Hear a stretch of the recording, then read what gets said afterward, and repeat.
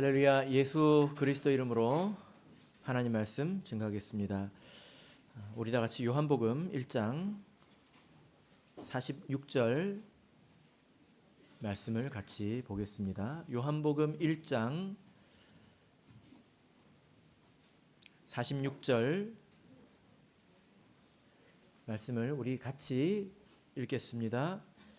시작. 나다나엘이 가로되 나사렛에서 무슨 선한 것이 날 수 있겠느냐. 빌립이 가로되 와 보라 하니라. 아멘. 네, 오늘 이 시간은 와 보라라는 제목으로 말씀을 전하도록 하겠습니다. 2026년 올해 우리 교회에 표어가 있습니다. 주보를 보셔도 되고, 그리고 여러분 좌측에 현수막으로 또 붙어 있는데요. 우리 같이 주제를 한번 읽어볼까요? 시작. 성령의 능력으로 복음을 땅끝까지. 성령의 권능으로 복음을 땅끝까지. 이것은 세계연합총회의 목표이기도 합니다. 그래서 한국교회도 한 마음으로 여기에 동참하기로 결정을 했기 때문에 아마도 전국 어느 교회를 여러분께서 가셔도 올해 동일한 목표의 현수막을 보실 수 있을 것입니다. 주제만 봐도 무엇에 힘쓰겠다는 것인지 여러분 바로 아실 수 있겠죠? 예, 그래서 2026년 새해를 맞아서 우리가 마음을 새롭게 하는 의미에서 또 힘을 내자는 의미에서 오늘 말씀을 같이 배우도록 하겠습니다. 어떤 분이 이렇게 전도를 하면서 이런 아마도 그분의 기도 가운데일 텐데요. 자기의 어떤 사명감을 이런 말로 표현한 적이 있습니다. 그 표현이 뭐냐면 아무도 복음을 듣지 못한 채 죽지 않도록. 제가 이 부분이 생각이 납니다. 모든 사람은 다 죽지 않습니까? 그런데 죽을 때까지 복음을 듣지 못한 채 죽는 사람이 없도록 해야 되지 않겠느냐라는 거죠. 그래서 제가 이 말을 들었을 때에 이 말을 한 사람이 누군지도 잘 모르겠지만 마음속에 좀 울림이 있었습니다. 정말 이래야 하는데 이런 생각이 들었다라는 말이죠. 우리는 이미 알고 있습니다. 세상의 모든 사람이 다 천국에 갈 수 없다라는 걸 우리가 알고 있죠.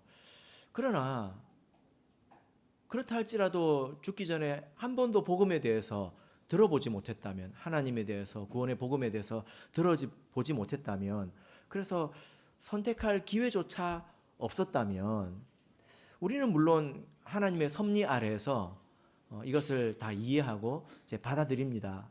그러나 인간적으로 보자면 참 안타깝다라는 생각이 또한 들지 않습니까? 만약에 그 사람이 나라면, 그 사람이 혹은 내가 아끼는 가족이라면 들어보지도 못한 채 죽는다고 하는 것은 너무나 안타깝다라는 것입니다. 그래서 우리가 적어도 듣지 못하고 죽는 사람이 없도록 노력해야 되는 것은 너무나 당연하잖아요.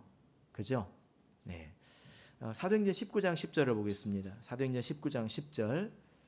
우리 교회가 이것을 추구해야 되겠습니다. 사도행전 19장 10절. 자, 읽겠습니다. 사도행전 19장 10절 읽겠습니다. 시작. 이같이 두 해 동안을 하매 아시아에 사는 자는 유대인이나 헬라인이나 다 주의 말씀을 듣더라. 에베소 교회 바울 사도의 사역 가운데서 최정점에 이르렀을 때 이야기입니다.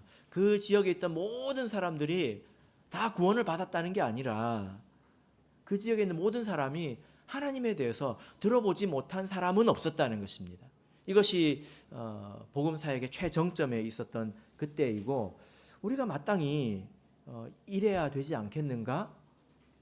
이런 생각을 우리가 할 수 있습니다. 그런데 여러분, 우리가 신앙생활을 해보면 좁아지기가 참 쉬운 것 같습니다. 이 말이 무슨 뜻인지 한번 생각해 보세요.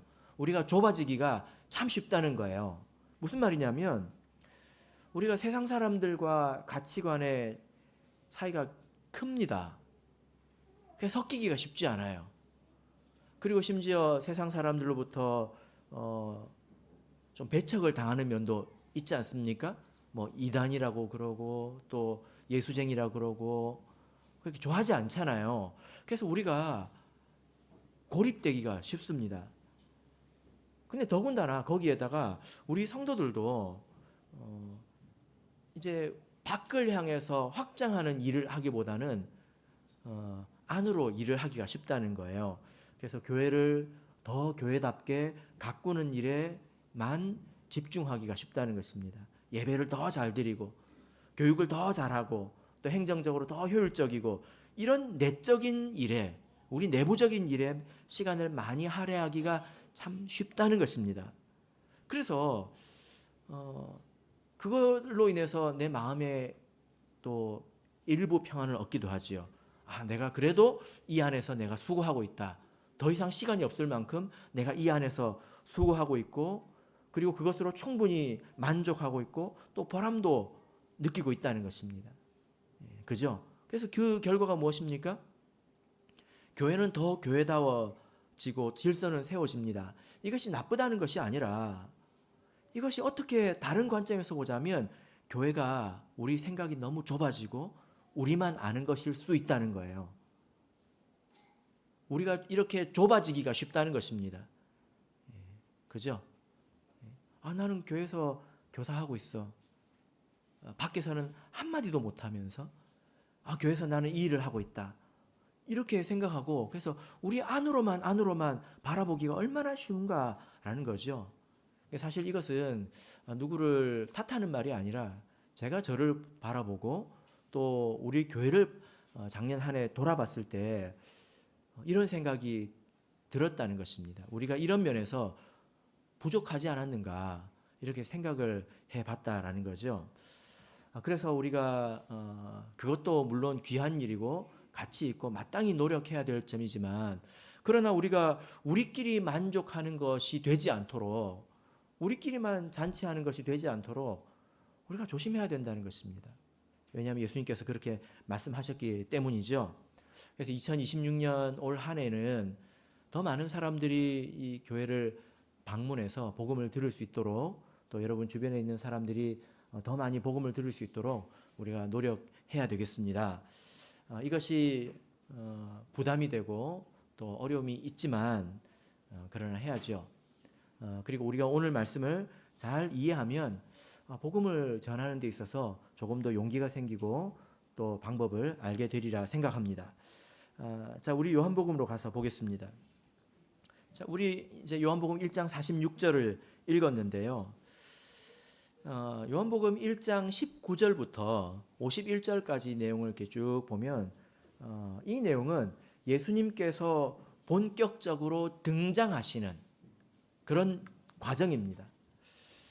예수님께서 30년 동안 무명으로 사시지 않았습니까? 나사렛이라는 시골에서 목수의 아들로 그렇게 은둔하다시피 이렇게 살아오지 않으셨습니까? 그런데 어떻게 갑자기 이스라엘에 공식적으로 이렇게 드러나셨을까? 이게 생각해 보면 쉬운 일은 아니거든요. 그죠?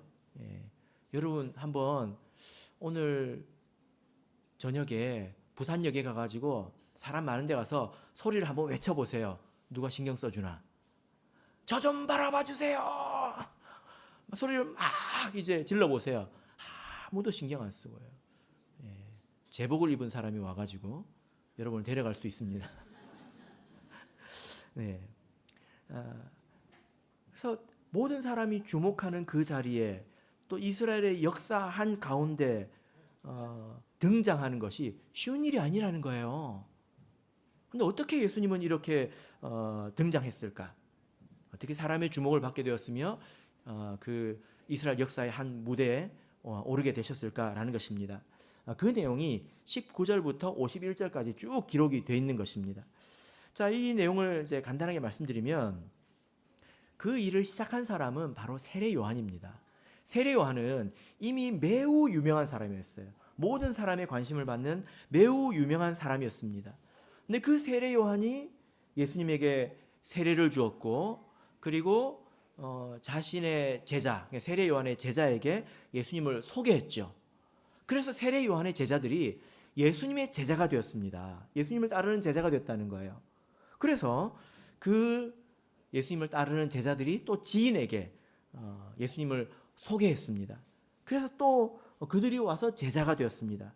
이런 과정을 통해서 예수님이 이스라엘 역사의 전면에 등장하게 되고 예수님을 믿는 무리가 확장되게 되었다는 거예요. 예수님을 믿는 믿음이 커지게 되었다라는 것입니다. 자, 우리는 오늘 이 본문을 복음을 전하는 것, 전도의 관점에서 우리가 볼 수 있는데 어떻게 예수님이 드러났으며 예수님이 전해졌는가? 어떻게 예수님에 관한 믿음이 확장되었는가? 우리가 이것을 이런 관점에서 오늘 본문을 볼 수 있다라는 거죠. 자, 이 말씀을 우리가 읽어볼 때 여러 번 이제 읽어보셨을 텐데 키워드가 하나 있습니다. 키워드가 뭐냐면 보다라는 단어입니다. 영어로 하면 see, 보다, 보다. 이 단어가 아주 핵심적인 단어인데요. 29절부터, 그러니까 이제 우리가 좀 범위를 줄여서 29절부터 51절까지만 우리가 읽어보면 이 보다라는 단어가 무려 18번이나 나옵니다. 너무 많이 나오죠. 그래서 아마 이 보다라고 하는 단어가 중요한 단어이구나, 어떤 특별한 의미가 있구나라는 생각을 가지고 읽기만 해도 아마 느껴지는 바가 있으실 거예요. 이게 중요하다는 것입니다. 근데 이제 원문으로 보면 뭐 우리나라 말에도 뭐 살펴보다, 쳐다보다 뭐 이런 뭐 뜻이 그 단어가 많이 있지 않습니까? 원문에도 많이 있습니다. 여러 종류가 있는데 그래서 그런 의미를 좀 살려서 오늘 이 말씀을 한번 바라보겠습니다. 살펴보겠습니다. 그러면 우리가 중요한 것을 알 수 있는데요. 예수님이 제자를 봐야 돼요. 그리고 사람들이 예수님을 봐야 합니다. 그래야 제자가 됩니다. 그리고 봐야 되는 게 있고요. 그러면 결국 보게 되는 것이 있습니다. 이게 신앙생활입니다. 굉장히 수수께끼 같은 그런 말이죠. 그러나 천천히 이제 우리가 살펴보면 다 이해가 되실 만합니다. 자, 그러면 우리 들어가 볼까요? 가장 먼저 모든 일을 시작하신 분은 사실은 하나님이십니다. 세례 요한이 아니라요. 왜냐하면 세례 요한도 조차도 아무것도 모르고 있었습니다. 예수님에 대해서 아무것도 모르고 있었단 말이에요. 오직 누구만 알고 계셨습니까? 하나님만 알고 계셨습니다. 그래서 하나님께서 세례 요한에게 이렇게 말씀하셨다라는 거죠. 자, 33절을 보겠습니다. 33절. 자, 우리 같이 읽겠습니다. 시작. 나도 그를 알지 못하였으나 나를 보내어 물로 세례 주라 하신 그 이가 나에게 말씀하시되 성령이 내려서 누구 위에든지 머무는 것을 보거든 그가 곧 성령으로 세례를 주는 이인 줄 알라 하셨기에. 자, 하나님께서 뭐라고 말씀하셨습니까? 성령이 내려서 누구 위에든지 머무는 것을 네가 보면 바로 그 사람이 메시아이다. 그리고 이제 32절을 보면 뭐라고 말하고 있습니까? 요한이 또 증거해 가르되 증언했다는 거예요. 내가 봄에 성령이 비둘기 같이 하늘로서 내려와 그의 위에 머물렀더라. 이게 자기가 봤다라는 거죠. 자, 여러분 한번 생각해 보세요. 세례 요한이 예수님을 어떻게 알아봤죠? 자기의 안목으로 봤습니까? 자기의 능력으로 예수님이 누군지를 알아냈습니까? 전혀 아니죠. 바로 하나님께서 그에게 보여주셨기 때문에 예수님을 알아봤다는 것입니다. 이게 중요합니다. 하나님께서 보여주셨다는 것입니다. 이것이 모든 일의 시작이죠. 그죠? 이것을 우리가 생각해야 합니다. 만약에 하나님께서 요한에게 보여주시지 않았다면 세례 요한이 알았을까요? 알았을까요? 몰랐죠. 자, 그 이후에 세례 요한이 제자들한테 뭐라고 말할까요? 자, 우리 36절을 보겠습니다. 36절. 자, 읽겠습니다. 시작. 예수의 다니심을 보고 말하되 보라 하나님의 어린 양이로라. 예. 자, 여기서 뭐라고 말하고 있습니까? 제자들에게. 야, 한번 봐라. 하나님의 어린 양이다. 이렇게 말하고 있지 않습니까? 예. 제자들에게 보라고 했습니다. 예.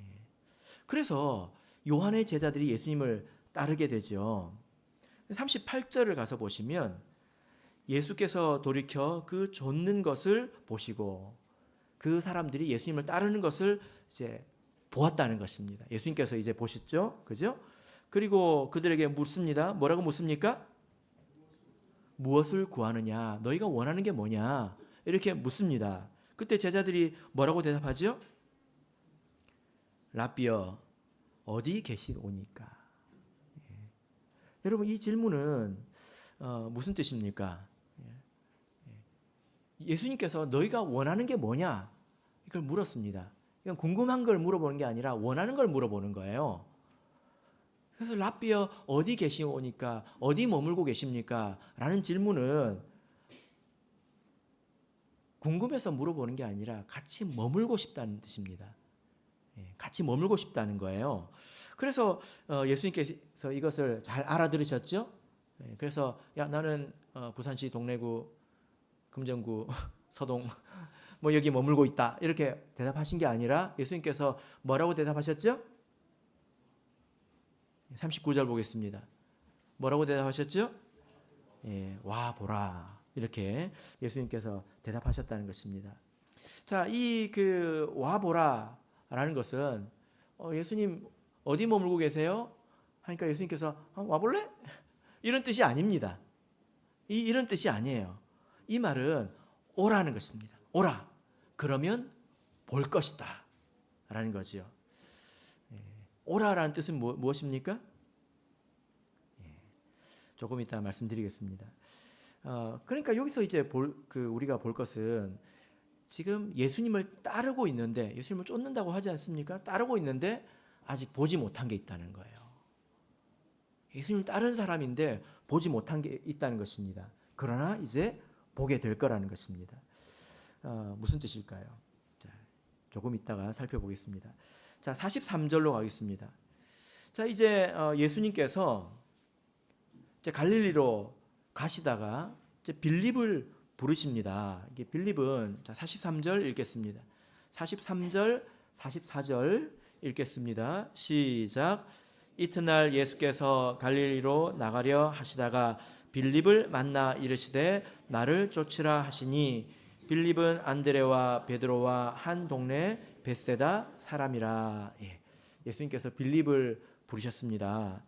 근데 빌립은 안드레, 베드로와 같은 동네 사람이죠.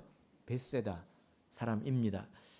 근데 이 빌립이 예수님의 제자가 되자마자 바로 예수님을 이렇게 전하고 있지 않습니까? 누구한테 전하죠? 나다나엘에게 전하잖아요. 나다나엘에게 뭐라고 전합니까? 와보라 하면 틀리죠. 뭐라고 말합니까? 45절 보겠습니다. 45절. 자, 읽겠습니다. 시작. 빌립이 나다나엘을 찾아 이르되 모세가 율법에 기록하였고 여러 선지자가 기록한 그 일을 우리가 만났으니 요셉의 아들 나사렛 예수니라. 자, 지금 이 빌립이 가장 먼저 말한 것은 구약 성경에 기록된 모세가 기록하고 선지자가 예언했던 바로 그 메시아를 내가 만났다 이렇게 이야기를 합니다. 그렇게 이야기하잖아요. 그렇게 이야기하고 나서 나다나엘이 뭐라고 말합니까?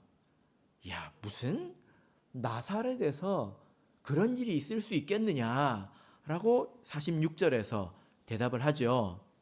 무슨 나사렛에서 그런 일이 있을 수 있느냐 이렇게 이야기를 합니다.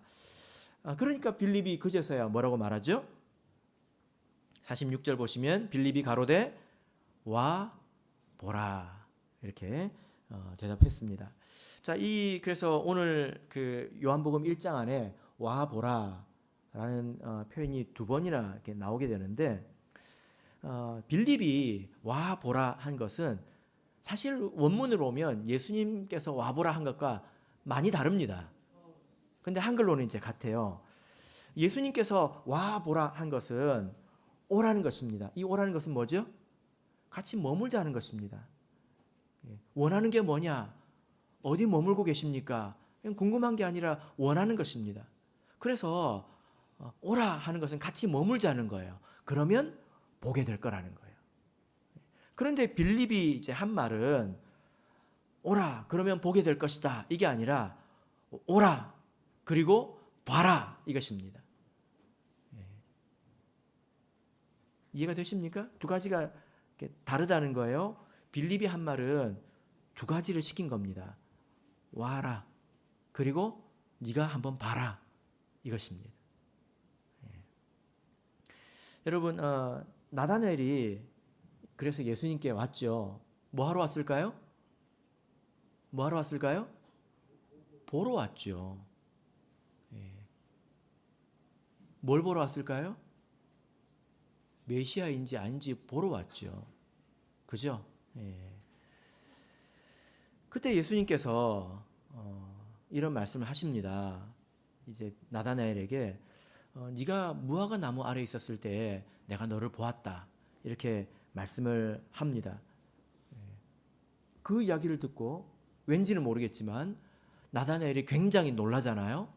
그러면서 예수님께 대해 신앙 고백을 해버립니다. 당신이 정말 그렇군요 합니다. 그때 예수님께서 뭐라고 하셨을까요? 자, 50절, 51절 보겠습니다. 50절, 51절 읽겠습니다. 시작. 예수께서 대답하여 가라사대 내가 너를 무화과 나무 아래서 보았다 함으로 믿느냐? 이보다 더 큰 일을 보리라. 또 가라사대 진실로 진실로 너에게 이르노니 하늘이 열리고 하나님의 사자들이 인자 위에 오르락 내리락 하는 것을 보리라 하시니라. 나다나엘이 와서 봤습니다. 그래서 놀랬죠. 그러니까 뭘 놀래냐? 네가 더 큰 일을 볼 것이다. 이렇게 말씀을 했다는 것입니다. 인자 위에 천사가 오르락 내리락 하는 것을 네가 보게 될 것이다 라고 말씀하셨다는 것입니다. 그래서 50절 51절에서 보게 될 것이다 라고 하는 것은 예수님께서 39절에서 오라 그러면 볼 것이다 한 것과 내용이 같다는 것입니다. 여러분 이래서 이 보다라는 표현을 중심으로 쭉 이제 살펴봤는데요. 여러분 보는 것이 이렇게 중요합니다. 보는 게 이렇게 중요하다는 거예요. 그래서 신앙생활은 보는 것으로 시작해가지고 보기까지입니다. 이렇게 말해도 되죠. 그래서 덮어놓고 믿으라고 하면 안 됩니다. 잘 보고 믿어야 합니다. 하나님께서 그리고 우리를 보셔야 되고 또 하나님이 보여주셔야 되는 것입니다. 보는 것이 이렇게 중요하다는 거예요. 그리고 신앙의 최종 단계에서 누리는 것은 무엇입니까? 그것은 또한 보는 것입니다. 영적인 것을 보는 거죠. 처음에는 볼 수 없습니다. 예수님을 따르기만 할 때는 볼 수 없습니다. 그러나 마지막에는 이것을 보는 것입니다. 자, 이 내용을 우리가 이제 보다라는 표현을 중심으로 쭉 이제 살펴봤는데요. 이 내용을 우리가 복음을 전하는 것에 적용해서 좀 재구성을 한번 해보자면, 여러분 우리는 복음을 전할 때 와서 보라고 말해야 된다는 것입니다. 자, 세례 요한도 마찬가지고요. 그리고 빌립도 마찬가지고요. 다 이렇게 이야기를 합니다. 자, 36절 보시면 세례 요한이 뭐라고 말을 합니까? 제자들한테 보라고 하지 않습니까? 하나님의 어린 양이다 보라 이렇게 말하지 않습니까? 그리고 빌립도 나다나엘에게 와 보라 이렇게 말하지 않습니까? 그죠? 그래서 여러분 우리가 어떤 사람을 구원할 수 있는 게 아닙니다. 우리가 어떤 사람을 구원할 수 있는 것이 아니라 그 사람이 와서 스스로 보고 판단해야 되는 것입니다. 그래서 적어도 우리는 와서 보라고 말은 해야 된다는 거예요. 왜냐하면 그렇게 말도 하지 않았는데 어떻게 와서 보겠습니까? 구원은 그 사람이 와서 보고 판단해야 되는 것입니다. 우리가 다 할 수 없습니다. 그러나 우리가 와서 보라고 말조차 하지 않는다면 어떻게 그 사람들이 와서 보겠습니까? 그런데 여기서 주의할 점이 있는데요. 그게 뭐냐면은 와서 뭘 봐야 되는지는 가르쳐 줘야 된다는 거예요.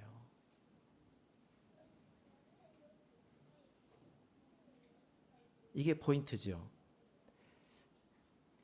이제 우리 부산교회에서 이번에 이제 대만 교회를 이렇게 방문을 했는데요. 제가 예를 들어서 우리 성도님들에게 가면서 여러분 잘 보세요.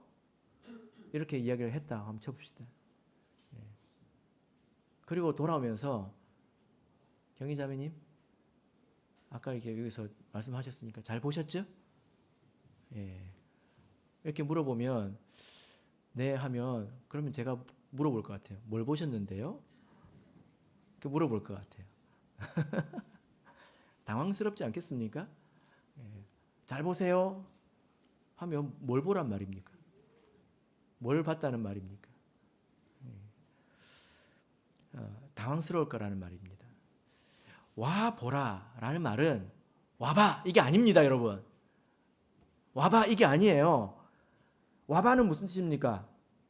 일단 한번 오기만 해봐 이거 아닙니까? 그게 아니라니까요. 와 보라 이거는 와봐가 아닙니다.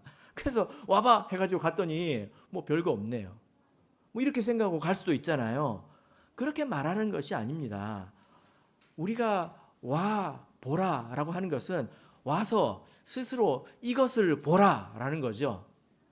이런 점을 한번 보라 라는 것입니다. 그래서 세례 요한도 그렇고 빌립도 그 점을 분명하게 말하고 있습니다. 그 점을 분명하게 말하고 있습니다. 그래서 세례 요한도 36절을 보면 하나님의 어린 양이다 보라 라고 말하고 있지 않습니까? 그러면 제자들이 뭘 보겠습니까? 하나님의 어린 양이 맞는지 안 맞는지 보겠죠. 그죠? 예. 그리고 빌립은 뭐라고 말했습니까? 와 보라 했을 때 뭘 보라고 했습니까? 모세가 약속했던 선지자가 예언했던 바로 그 메시아다. 그게 맞는지 안 맞는지 네가 와서 봐라 이거 아닙니까? 그런 거잖아요. 그죠? 그래서 뭐 예수님의 학벌이나 외모나 예수님의 뭐 키나 예수님의 재산이나 그걸 와서 보라고 한 게 아니라는 것입니다. 막연하게 와봐 이것도 아니라는 거예요. 그래서 덮어놓고 믿으라고 해서는 안 됩니다. 그냥 와봐 해서 뭐 안 믿으면 믿음이 별로 없네. 이제 그렇게 말하면 안 된다는 것입니다. 덮어놓고 와서 밥이라도 먹고 가. 그게 아니라는 거예요. 무엇을 보아야 하는지 가르쳐 줘야 합니다. 근데 이건 설득하는 거하고는 달라요. 설득은 무엇입니까? 내가 넘어오도록 만드는 거죠. 그게 아니라는 것입니다. 와 보라라고 하는 것은 나는 이것을 보았는데 너도 와서 한번 보라는 거예요. 내가 이것을 봤다는 것입니다. 그러니까 너도 한번 와서 보라는 것입니다. 그게 와 보라라는 말의 의미잖아요. 그러니까 이건 어려운 게 아닙니다. 여러분 우리가 그러면 와 보라라는 이 말을 어떻게 우리가 말할 수 있을까요? 여러분들도 이곳이 하나님의 참교회임을 믿지 않습니까? 그래서 이렇게 생각을 해봐야 합니다. 내가 이곳에 와서 무엇을 보았는가? 무엇을 보았길래 내가 이렇게 믿고 있는가? 그러면 내가 사람들에게 무엇을 보라고 말해야 되겠는가? 이게 우리가 해야 될 말 아닙니까? 그죠?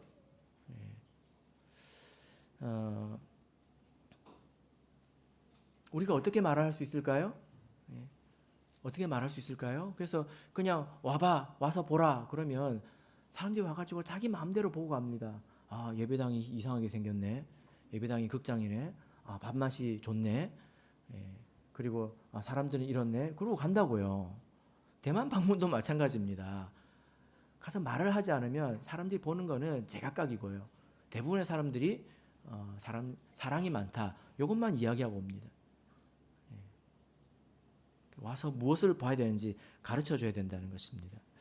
여러분, 우리는 무엇을 보라고 말할 수 있을까요? 여러분 무엇을 보셨습니까?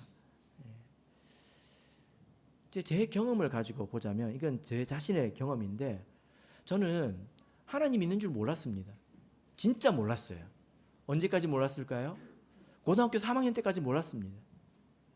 천국과 지옥이 있는 줄도 몰랐고요. 성경책에 하나님 말씀인 것도 제가 몰랐습니다. 진짜 몰랐어요.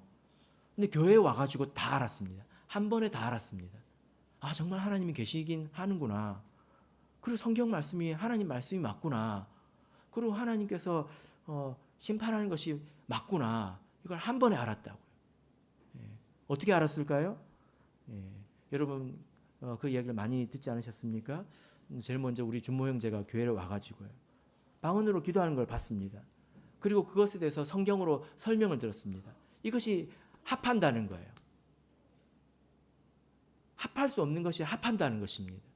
이걸 통해서 알게 되지 않습니까? 근데 이게 아주 영향력 있는 접근법이에요. 아직도. 한 가지 부족한 것은 여러분의 용기입니다. 정말로 그래요. 여러분 누가 저기 맛집 소개할 때 그 집 한번 가 볼라면 보고 맛이 있는 것 같던데 한번 가 볼라면 하고 시간 있으면 한번 가고 그러면 가겠습니까? 예? 가겠습니까? 자신 있어야 돼요. 용기가 있어야 합니다. 내가 하나님이 없는 줄 알았는데 나도 그렇게 알고 살았다. 근데 있더라. 너도 한번 와서 봐라. 이게 얼마나 힘이 있는지 아십니까? 그걸 우리가 말해야 된다는 거죠. 그죠? 그리고 우리 교회는 볼 것이 많습니다. 세상적인 육신, 키, 학벌, 재산 이런 거 보는 사람들에게는 매력적이지 않을지 몰라도 교회를 찾는 사람, 하나님 찾는 사람에게는 볼 게 많다고요. 세상에 우리가 다른 교회나 다른 종교나 다른 사람들을 비판하는 것 같아서 이런 말을 잘 못하지만 세상에 있는 교회가 정말 교회입니까? 그렇게 이런 말을 들어야 될 교회가 얼마나 많은지 아십니까? 말도 못합니다. 근데 우리 교회는 정말로 성경에 기록된 교회입니다. 사람이 주인이 아니라 하나님이 주인이신 그런 교회입니다. 이걸 보라고 말할 수 있다는 거예요. 그래서 안식일 오늘 이제 오후 신도회 때 이 부분을 한번 서로 이야기를 나눠보시길 바랍니다. 그리고 나가서 전할 때는 좀 용기 있게 전하세요. 설득하는 게 아니라고요. 내가 봤다는데 다른 사람이 뭐라고 그럴 거예요. 나는 봤다고 말할 건데. 그죠? 예. 물론 우리가 전도를 위해서 좋은 관계도 맺고 밥도 잘 먹어야 합니다. 근데 언제까지 밥만 먹을 겁니까? 1년 동안 밥만 먹어요. 언제까지 밥만 먹을 거냐 이 말이에요. 결과적으로는 본인이 보고 선택해야 되는 문제지 우리가 사랑으로 다 녹여버리고 설득해서 그 사람을 만들어내는 건 아니라는 것입니다. 중요하지만 결국에 본인이 와서 보고 택해야 되는 문제라는 거죠. 그러니 우리가 결국 해야 될 말이 무엇입니까? 이 교회는 살아계신 하나님의 참 교회이다. 하나님이 살아계시다. 네가 와서 한번 보라. 우리가 이것을 말할 수 있다는 것입니다. 올해는 이 말을 꼭 하셔서 새로운 방문자가 더 많아지는 그런 한 해가 되길 바랍니다. 세상 사람들은 잘 모릅니다. 그래서 움직이지도 못하는 우상에게 가서 절을 하고요. 믿지도 않는데 믿을 게 없어서 의지합니다. 그리고 하나님이 정말 있나 싶은 곳에 갈 데가 없어서 갑니다. 막연하게 삽니다. 여러분처럼 확실하게 말해줄 수 있는 사람이 누가 있을까요? 그러니 용기를 가지고 확실하게 말하십시오. 나도 없는 줄 알았다. 그런데 있더라. 그런데 이제 오늘 본문 말씀을 보면 신앙은 본인의 선택입니다. 그러나 또한 하나님의 선택이기도 하다는 것을 우리가 알 수 있습니다. 왜 그렇습니까? 세례 요한이 예수님을 어떻게 알게 됐습니까? 자기의 식견과 안목으로 알게 된 게 아니잖아요. 하나님이 보여주셨잖아요. 100%. 그죠? 그와 같다는 것입니다. 나다나엘이 어떻게 예수님을 믿게 되었습니까? 나다나엘이 와가지고 예수님 얼굴 보면 메시아인 줄 알았을까요?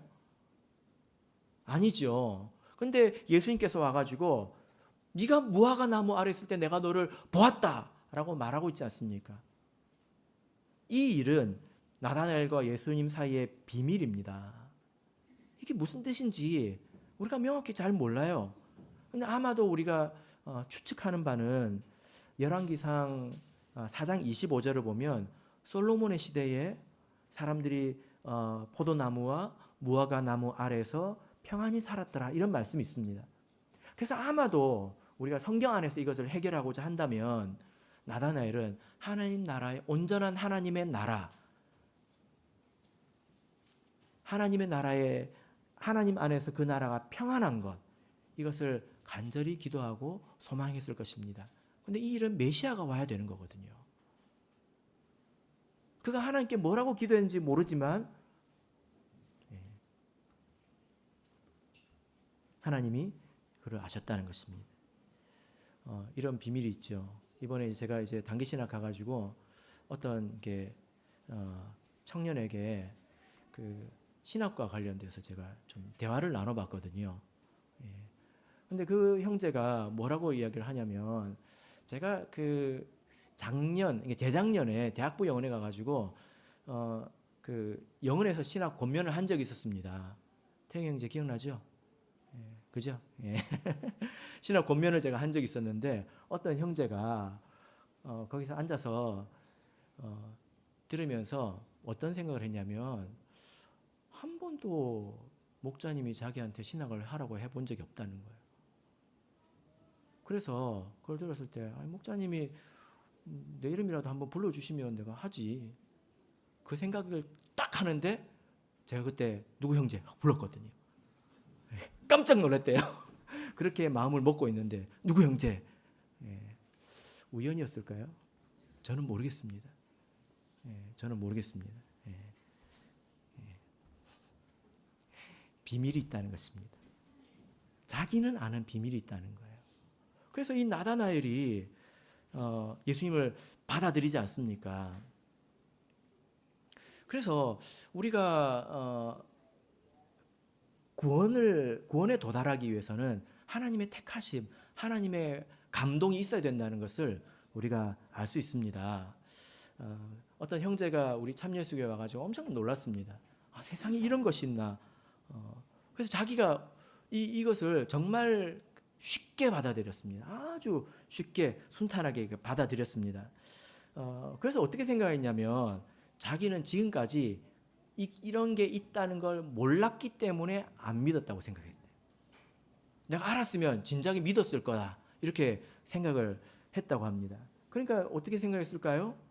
다른 사람들도 모르니까 안 믿는 거지. 이걸 어떻게 안 믿을 수 있냐? 이렇게 너무나 분명하고 확실한 것을 어떻게 안 믿을 수 있느냐 해가지고 알려만 주면 다 믿을 걸 생각했대요. 그래서 자기 가족들한테도 이야기하고 그리고 뿐만이 아니라 이제 부모님 같은 경우는 교회 모시고 와서 또 보여주기도 했습니다. 믿었을까요? 안 믿더래요. 그 나중에 이제 그 분이 이제 말하기를 이게 본다고 해서 다 믿는 게 아니구나. 보여준다고 해서 다 되는 게 아니구나. 뭔가 더 있어야 된다는 거예요. 그 뭔가가 뭘까요? 하나님의 은혜가 있어야 된다는 것입니다. 하나님이 보여주셔야 된다는 거예요. 그죠? 그렇습니다. 그래서 우리가 기도해야 되는 거예요. 그러면 우리 마지막 남은 하나의 보다를 살펴보겠습니다. 자, 50절, 51절 보겠습니다. 요한복음 1장 50절, 51절. 자, 읽겠습니다. 시작.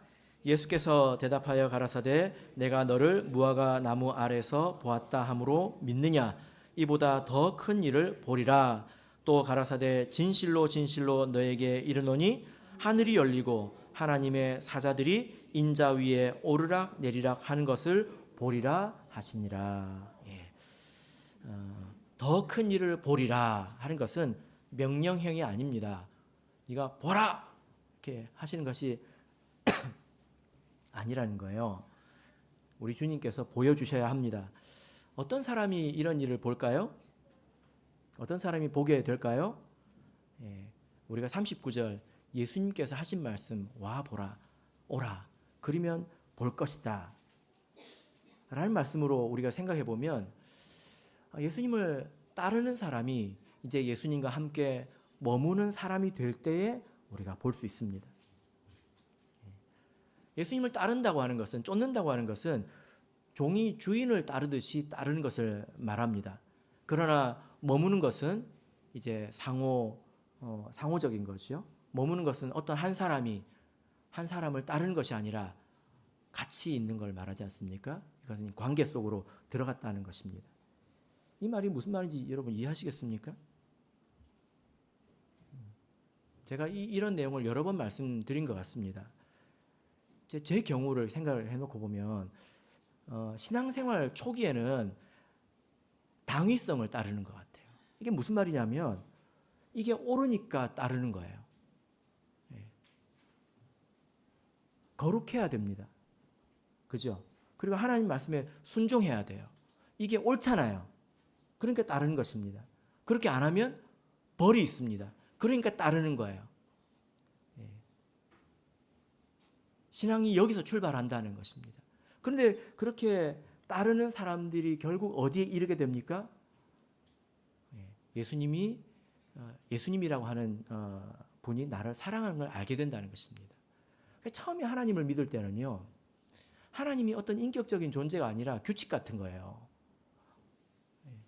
맞으니까 옳으니까 그러니까 따르는 것입니다. 안 하면 안 되는 것이고 해야 되는 것이고 안 하면 혼나는 것입니다. 그러니까 따르는 것입니다. 그런데 시간이 지나면 알게 되는 거죠. 그분의 온기, 그분의 사랑 이런 것들을 우리가 느끼게 된다는 거죠. 그래서 그때부터는 종처럼 따르는 것이 아니라 사랑으로 동참하게 되는 것입니다. 그래서 요한복음을 보면 이 같이 머무는 것이 아주 중요한 것으로 나오는데요. 요한복음에 이런 표현이 많이 등장하지 않습니까? 내가 너희 안에, 너희가 내 안에. 이게 머무는 걸 말하는 거거든요. 그런 사람이 육안으로는 볼 수 없는 것을 보게 됩니다. 무엇을 보게 됩니까? 하나님의 사자가 하늘이 열리고 하나님의 사자가 인자 위에 오르락 내리락 하는 것을 보게 되는 거죠. 이건 이 눈으로 보는 게 아니라 믿음으로 영적으로 안다는 거예요.